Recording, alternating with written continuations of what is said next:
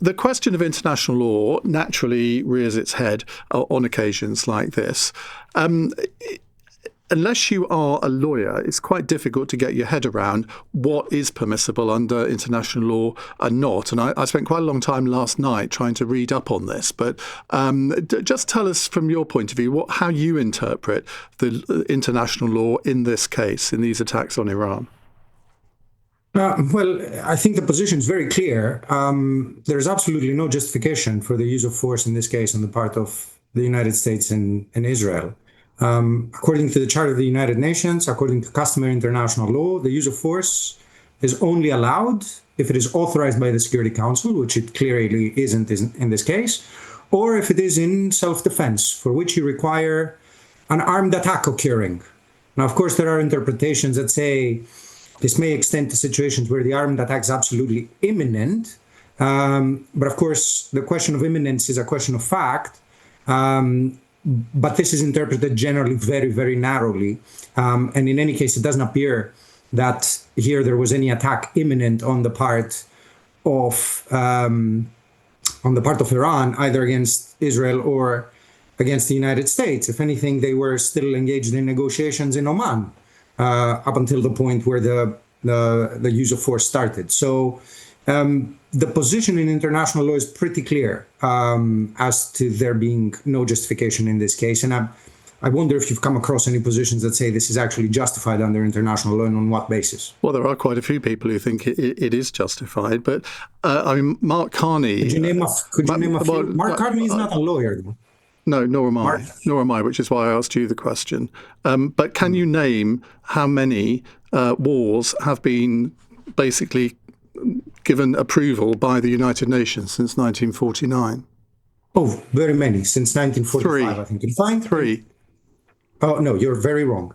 We had authorizations for the use of force in the former Yugoslavia. We've had authorization for the use of force in Libya. We've had authorization for the use of force in Kuwait, and we've had more limited authorizations for the use of force in all sorts of other situations. The overwhelming majority of military attacks and wars have come without the auspices of the United Nations. But they were justified as self-defense, even if they were wrong. At least they were justified on this. Well, surely there is an argument here about self-defense, isn't there? Given that over the years.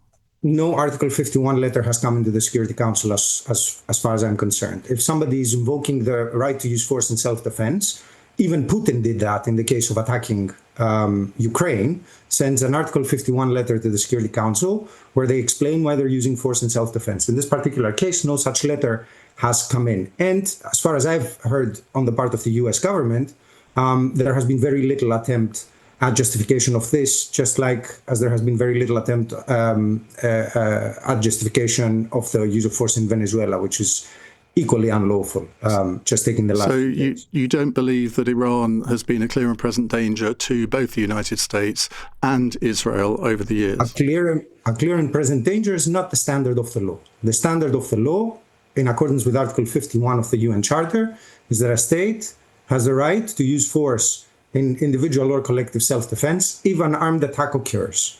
That is what the letter of the law says. Now, we can interpret occurs more broadly as an attack being imminent, which means the process, the sequence of events that will inevitably lead to an armed attack unless there is an interception has been put in motion.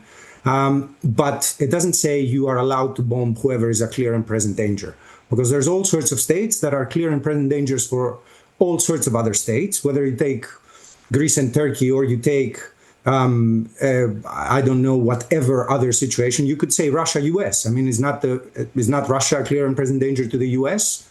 They're not bombing them. I mean, it has been a clear and present danger for ages. How long has it had nuclear weapons aimed at the US? So if the standard is clear and present danger, which is not the standard of the law, then we'd basically be in a... So you don't believe that Iran has been a clear and present danger to Israel over the last 12 months, for example?